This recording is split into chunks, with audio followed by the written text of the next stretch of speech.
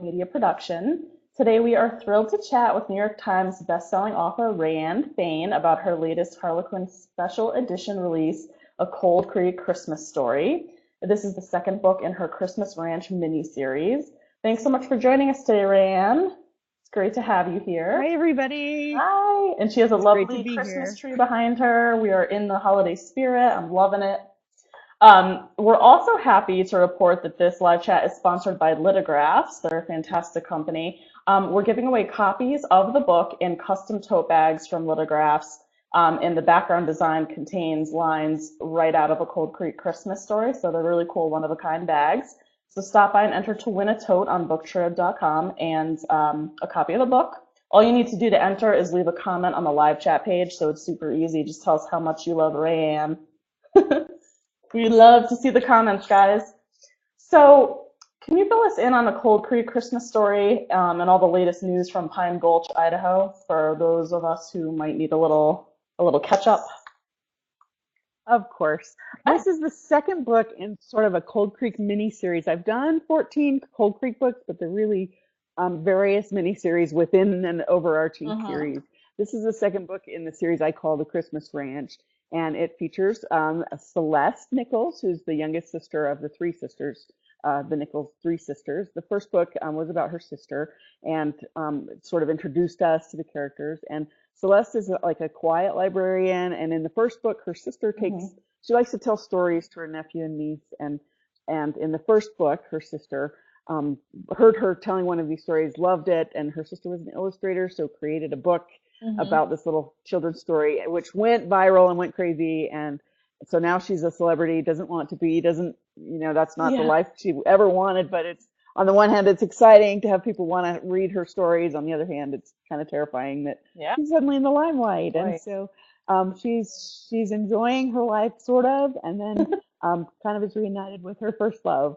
A boy she had a crush on years and years ago. When he comes to Pine Gulch with his daughter, Mm-hmm. he had always come to his name is Flynn, and he had always come to Pine Gulch where his aunt or his grandmother lived.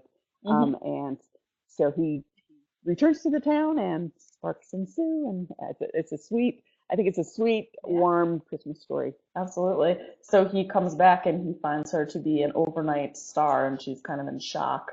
It sounds like. Right. Yeah, absolutely. And he also, he doesn't want anybody in the limelight. He was married to a woman who's an actress. His mother was an actress. That's not the Okay, life he gotcha. wants. So obviously, right away, he's not inclined to be interested in her. But his daughter absolutely adores this story and really bonds with Celeste. They Mm-hmm. both have trauma in their background, and so there's a real sweetness there in their relationship and the way that they interact. And Celeste helps this girl sort of find her way back to returning to life and after the trauma that she endured a few months earlier Mm-hmm. before the story starts. Now, is Pine Gulch a real place or is it made up or is it a combination? Oh, it's it's totally made up. Totally made up. I sort Awesome. of loosely based it on location wise on Driggs, Idaho, which is just Hmm. on the west slope of the Tetons. But I created my own place, my own people. Fortunately, Yeah. it's a lot easier to do that than to base it on a real place. Yeah, exactly. Now, do you ever find yourself doing research for your books? Like, was there any research you had to do for this or any like past books? Are you research type or is it all imagination? I always research something. I mean, Yeah, there's always some little thing I don't know anything exactly. about. Whether in some books I have characters who have careers that I know nothing about. Yeah. In this one, because she was a writer, this is my very first time I've written a character who was a writer, so that was kind That's of cool. interesting. Yeah. And there were a lot of things I wrote about her that I sort of really did relate to. Just sort of some of the. It's a weird thing to throw yourself out there and have all your thoughts and characters, they all come out of me. And so that there's really this kind of exposure part about being a writer. Hmm. So, and I think it wasn't exactly, autobiographical, but there are certainly some feelings that Celeste had that I've shared Yeah. at times in my life. So that was fun, Yeah, absolutely. fun to do.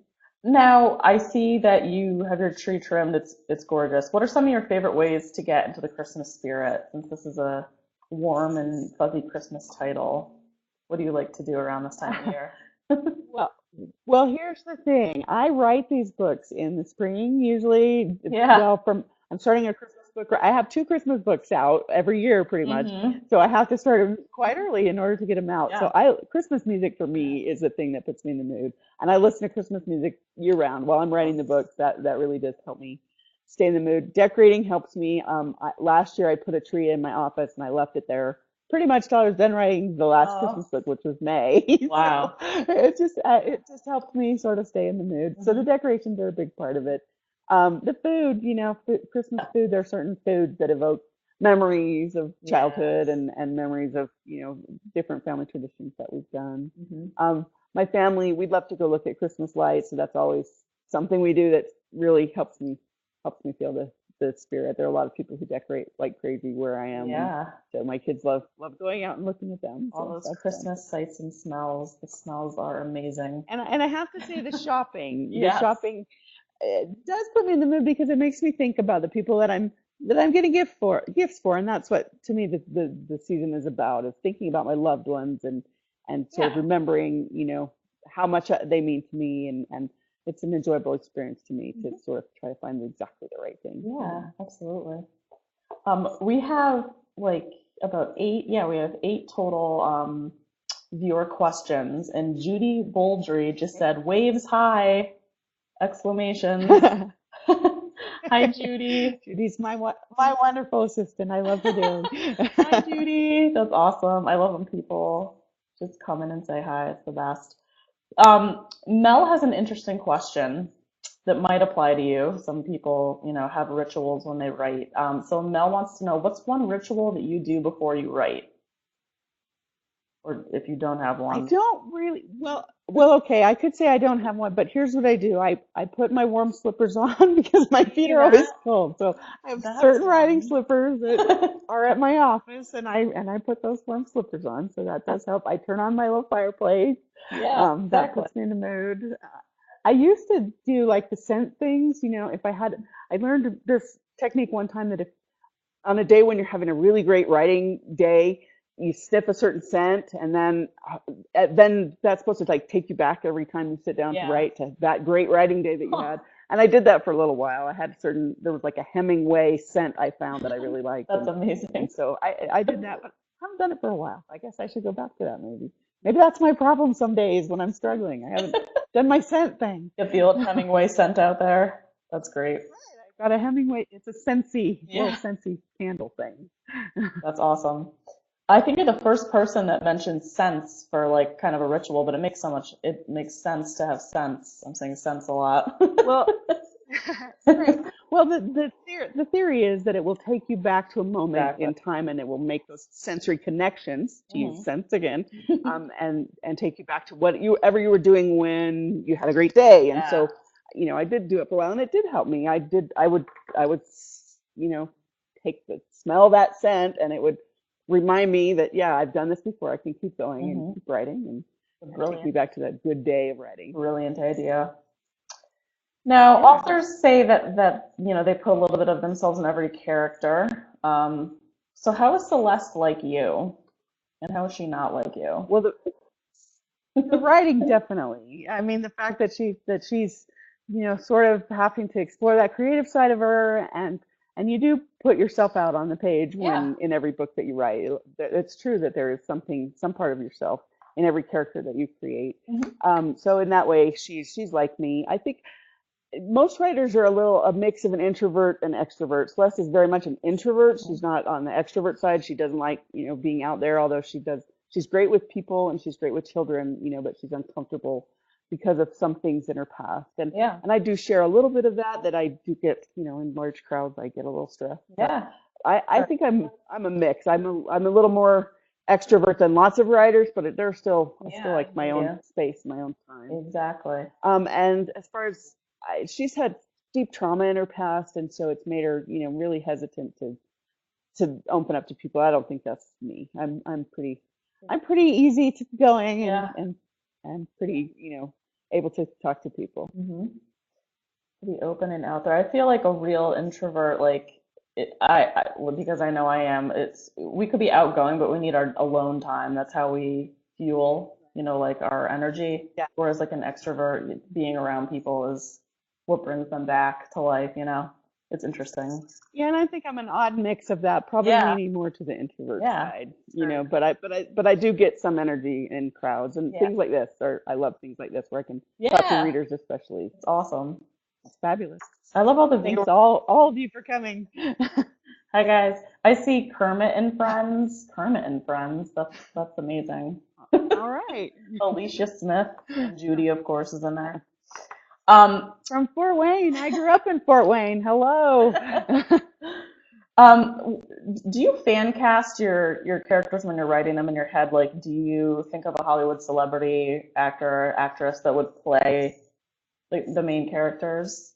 Was there anyone for this book that you were like, Sometimes, yeah, if I'm stuck, and I'm trying to figure out really who this person is, then I'll go look for pictures, and that does help me. yeah, Usually, I don't stick with celebrities too much, just because then I have that person's mannerisms and a character that they've portrayed in my head as I'm writing, and I don't like that. So I kind of like just you know random models sometimes, but most of the time I don't really see them, clearly in my head. I know some writer friends of mine see a movie in their head, and that's really not how it is for me yeah, as I'm writing. I just don't see them live action. I sort of have a vague idea of what they look like and who they are, but I do tend to leave that a little bit to the reader's imagination and let them put their own take on what these people look like. yeah.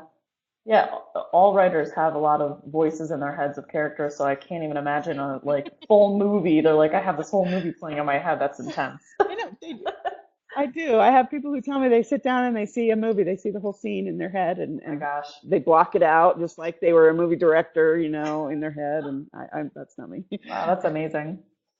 Alicia has a question. She says, about how long does it Okay. take you to write one of your books? Well, the Cold Creek books take me about 2 to 3 months, depending on how late I am on my deadline. So Right. that's typically how much time that takes me. If I'm writing one of my longer books, one of my HQNs, they usually take me probably between 3 and 4 months. Hmm. Right. Yeah. They're considerably longer, considerably more complicated plot generally, in terms of there are more subplots that I can bring in and things like that. Then I don't really have time and space for that in the special edition. Right, exactly. And when you're not writing, do you have time to read anything? Connor wants to know, have you read any really good books lately? Have I But she's read any busy, really so good you books? never know. I every Christmas I have certain romances that I go back and read that are my favorites. Oh, And really? so for the last month or two, that's kind of what I've been doing. Just sort of, well, probably the last month, I've been just sort of, going back into my favorites. And I have to admit, this probably surprises a lot of people, but I usually read historicals. That's my favorite genre to read. And so for me, Christmas historicals are like my happy place, Yeah. because it's the scene, it's the setting, it's everything that I love. And then I like Regency Yeah, I was historicals just gonna and ask things you, like that. yeah. So that Which those are which period my you like? favorites, right? Awesome. Yeah. A good bodice ripper sometimes. Yeah, well, yeah, Or a not too much in the chaste Christmas regency. genre, but Yeah, right. yeah. Now, a lot of people think that your characters are really relatable and realistic, and they imagine themselves in the towns. Are there any techniques that you can kind of share with us, with the viewers, on how you create these like perceptive, realistic characters? Or does it kind of just happen? It does sort of just happen. The writing process is still a mystery to me. I've written 50 books, and I'm not sure how it all comes together Yeah. from the vague idea to the finished product. It's Mhm. really just a matter of sitting down and doing it. That's the only solution there is to it. But I would say, I'm fortunate enough to live in a community that I have people that are around me that are very much like my characters. I try to write characters that are flawed, not necessarily perfect, but Yeah. are really striving to be good people and to be kind to each other and to care about each other. Mm-hmm. And so I have examples around me, and I'm really, really lucky in that regard. I have very good friends who've been good examples to me, and sisters, and I'm just lucky that I have wonderful people in my life. And so I think I probably steal a little of those people and put them in my characters. Yeah, absolutely. Speaking of characters, are there any secondary characters from any of your books that from Christmas Ranch miniseries or any other books that you're working on that you'd love to have as main characters in, an upcoming book? Anyone that's talking to you in your head that really wants to come out? Well, I'm really excited to write Faith's book. I kind of knew from the beginning that she's the other sister. And in the first book, her husband had just died a few months before the first book. So that was sort of one of the, inciting incidents into the story there, is that the other sister comes back to help her out since her husband just died. Yeah. And so I'm really excited to see where her story goes. And her hero is the neighbor and good friend who's sort of stepped up all along to kind of help them run the ranch after her husband died. And so I've known all along that I was going to write their story, and that's always so fun to me when I can slowly plant few little seeds that something's going to happen there. So I'm going to be starting that story probably in I want to say February, and I can't wait to get to it. Awesome. After that, I'm not sure who else I'll write about in Cold Creek. But you'll know. I love the community. The characters will let you know. They'll be talking. Somebody will pop up. Yep. Exactly. Now, did you start out writing romance going back to when you started, or was this a gradual genre change? Has it always been romance, or?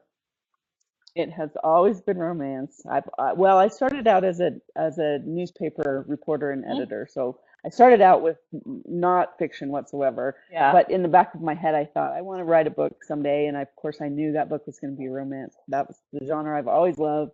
I've always read from the time I was 11 or 12 years old. I've been a big romance fan, and so since I loved writing, I love stories. I love telling stories. And I had the idea that I would one day write a book. That was always my plan. Yeah, always sharing stories. Now, because you were, a reporter, editor, does that help you with deadlines? Are you really like on top of deadlines, or do you give yourself a little extra time? If my editor is here, she might be rolling her eyes at that question. Theoretically, it helps me with deadlines. I will say it does provide me some discipline, and it provided me a work ethic. I knew, I knew I had to get the work done, and there were many times as a journalist where, you've got that deadline in half an hour, you've got to just sit down and do it. And to that extent, it did help me that I know that I've just got to sit down and get it done when it's time to do that. I would say where it helped me the most is it sort of just taught me the idea that every single person has a story. Whoever you meet, there's something there. If you dig deeply enough, you can find out what their story is. And I love in my own books the fact that I can, even my secondary characters, I try to make them real people that potentially have an interesting story that maybe someday I'll write. I never know who's going to be next. Never know, exactly. It did help me that way. Yeah. Also, I think it taught me a little bit of an ear for dialogue, because I spent so many years interviewing people and listening to them talk. I sort of picked up sort of an instinctive voice for how people actually communicate with each other. Yeah, I think dialogue is difficult, I think, from any writing that I've done. Yeah. To make it like flow naturally, I think it's definitely challenging. Right. So we know that you put your slippers on and you have your aromatherapy, but are there 3 things that you always need? Like what 3 things do you need on your desk when you're writing at all times? Are there any snacks? Music, absolutely. Music. Yes. Snacks, probably chocolate. I'd have to say I'm a little too fond of chocolate. Yes. But definitely I have music going. I like jazz music and kind of mellow jazz. Not like, elevator kind of jazz, crazy, but just jazz all over the place. Classic, mellow, Miles Davis kind of music. And so I've always got something going on there. And lots of times it's Christmas. Not always is it Christmas, but when I'm writing Christmas, it is.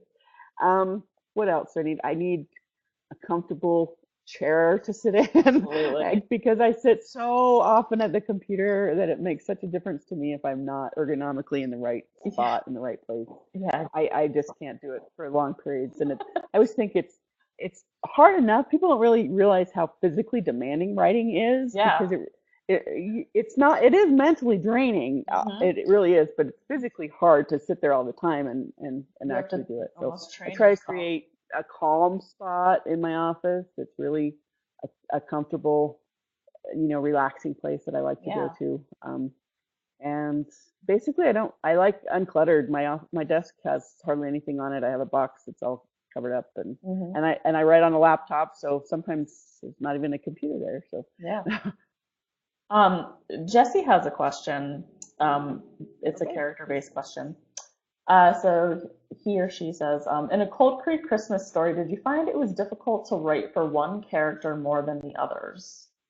Was there one that was a little bit more difficult? Um, I would have to say no in that particular instance. Sometimes there's one character that really, stands out to me when I'm Right, writing a book, and I love getting in their head because they have right. so much, going on in there. Hmm. But in this particular case, I really love both the hero and the heroine very Yeah, I much, agree. and they both had their own demons they had to get through and they had to fight through. And so Right. it was a joy anytime, and of course I loved the little Olivia. She was wonderful to Yeah, write, even though I never was in her head, right. so to speak. I didn't like write from her point of view, but just I loved her journey and showing Yeah. her journey toward finding healing Hmm. and some measure of peace there in Pine Gulch. Yeah. I think they were very well drawn characters and it seemed like they came naturally to you. So, that's always a plus, I'm Oh, thank sure, you when very you're working on something and it's like the Yeah, it doesn't always character. happen, and Yeah, usually I'm it's like sure. the last couple weeks before the book is due, I finally figure out who these people are, and I have to go back and Exactly. and plant in those seeds, because when Hmm. you start a new book, they're strangers. It's like you're suddenly writing about strangers, and lots of times it takes several months before you really kind of figure out who these people are and what their problem is and what they have to figure out by the end of it. Yeah. And so it's an adventure, and it's a Relationship journey of in a way. discovery. Yeah. Yeah, exactly. Me and Columbus on our journey of discovery. Exactly. Now, without revealing too much, what's one of your favorite scenes in A Cold Creek Christmas Story? What's one thing that kind of stayed with you? There were multiple scenes I really loved in that book. I think the close to the end when I'm not going to give it away, but Olivia comes to a realization about some things in her life, and the point where she decides that she can go on, and the heroine Celeste is really instrumental in sort of helping her get to that stage. And I thought it was a really sweet scene, and it was just kind of one of those that I hadn't planned on from the Yeah. beginning. And I was writing the scene, suddenly I was like, oh, this is what needs to happen. Here we go. And it's sort of when I have those magical moments that I don't really expect, and suddenly everything, comes together. I love that. And so I love that scene. I could picture it so clearly. That was one of those, I didn't see the movie actually in my head, but I really did picture You saw picture the the, scene yeah. very clearly with the starry night and snow falling and Yeah. the Christmas lights and everything. I really could see that in my brain as I was writing it. So magical. Snowy Mhm. and magical. Um, Right. Stephanie has an interesting question. She says, do you have anything specific that you want to say to your readers or the viewers here? Well, I just want to thank you all, not only for coming to this, but for supporting my books. I love my readers. I don't know where I would be without you all. Just not the fact that, you've helped me have this career, but I just so appreciate when I hear from readers who enjoyed my books. It Yeah. really does keep me going because Hmm. I don't want to belabor the point, but writing is hard work. Yeah. It really is a hard thing, especially when you've done 50 books and you would think it would get easier, and it does not get easier. It Yeah. gets harder because, all the ideas I originally had, I've written those books, and I don't want to duplicate the stories that I've written. And so it Exactly. keeps me going when I hear from readers who enjoy my books and are touched by my books. That's my whole goal in life is to give somebody an enjoyable couple of hours and Hmm. a place, a warm place to go and to read and to enjoy, being in somebody else's Yeah. life for a couple of hours, and it's a Yeah. great gift. Yeah, writing is solitary a lot of the time, so when your book comes out, you're like waiting to hear from the fans. It's Right, different than a lot of, yeah.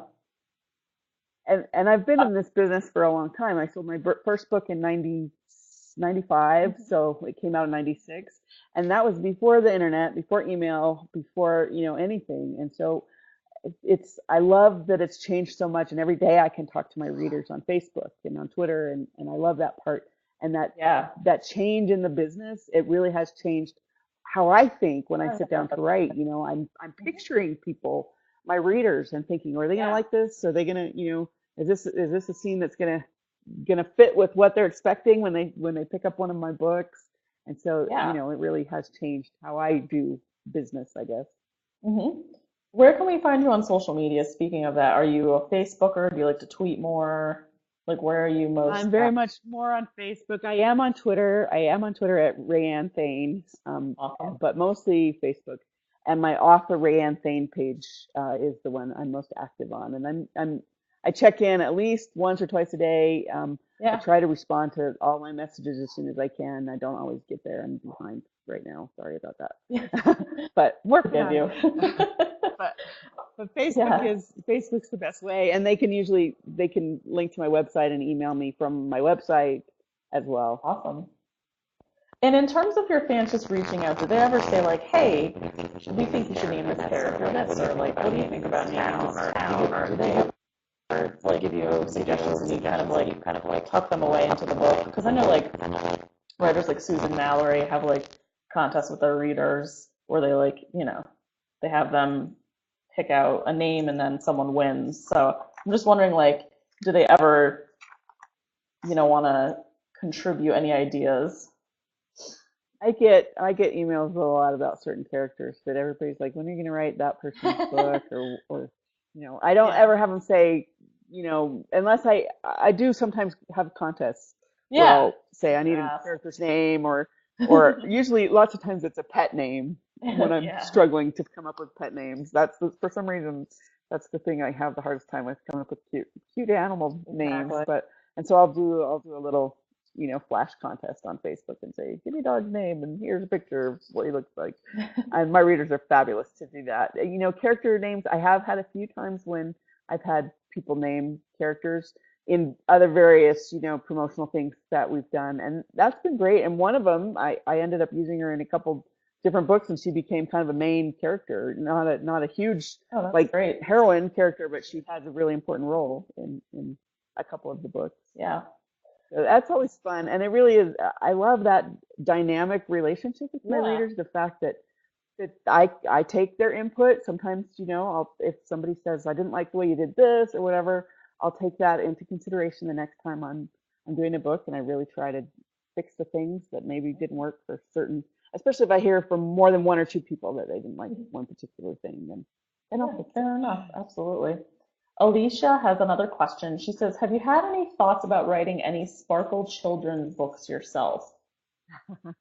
I absolutely have, and I wanted to. That was kind of in my plan, that I was going to write a Sparkle children's book, and I had no time to get that Yeah. done. Someday, maybe. I'd love the idea of it. I'd love to write a children's hmm book someday. But right now, my life is a little bit crazy, and I haven't had the chance. But I appreciate that you're interested in it, and maybe I'll keep that in my head, and someday. See, there's a fan having an idea. You're like, one thing at a time, guys. I Oh, wish I had, all the time in the world to do of course. 20 books a year and Absolutely. children's books and everything. It doesn't That quite would be work that way. amazing. Children's books, yes. I would love to see that. What are you working on next for anyone who, doesn't know what's next in the queue? My next project is I'm writing the next Haven Point book, which is my other series besides the Cold Creek books. So it has a title now, and the title is Snowfall on Haven Point, and it's a hmm Christmas book for next year. Wow. It's a character that people won't be familiar with because they haven't read my summer book, which she's introduced in. But I promise it's going to be a wonderful story. Her her story is very compelling. I couldn't wait to write her. I didn't plan on that when I started the second round of Haven Point books, but as soon as I introduced her, I knew I was going to write her book. And so that's the one I'm working on right now. And then after that, I'll be working on the Christmas Ranch book. Awesome. 2 Christmas books in a row I get to write. Yeah, lots of stuff to look forward to. It's a good thing I like Christmas, right? Yes. You're like, I'm keeping that tree up, sparking the imagination. Stephanie says, "Hi, RaeAnne. I love your books. What books have you read that influenced you the most?" It's hard to remember. What books have I read that influenced my life the most? That's a great question. Probably when I was a girl and read Anne of Green Gables and Oh my fell in love gosh. with the romance Those are my between Anne and favorites. Gilbert. Yes. That was like the first kind of romance I read. And another old one was Girl of the Limberlost, which probably nobody's ever read, but I just loved romances so much from those experiences, those early books that I read. And then I fell in love with Regency's, all the Georgette Heyer books. Yeah. I read all of those, and Claire Darcy, they were my Yeah. favorites. And I think that it just, that sort of, sparked my love of romance. And here I am, 50 books later, writing the kind of stories that I love to read. Exactly. That's amazing. I devoured Anne of Green Gables when I was little. It was my favorite. I got like the box set and I was so happy. Right. It was great. I Well, love them. I know. Classic. Unfortunately, we've come to the end of our time. It went by so fast. It's always fun. And we are giving away a Cold Creek Christmas story for anyone who missed. And we're also giving away a custom one-of-a-kind Harlequin tote made by lithographs, I'm sorry. And it has the text from A Cold Creek Christmas Story in the design. So it's very neat. And you can comment on the BookTrib live chat page to enter to win. Thanks again, RaeAnne. It's been great. Thank you so much for having me. And thanks everybody for coming. Merry Christmas. And thank you everybody for asking questions. Bye. Thank you. Thanks. Bye-bye.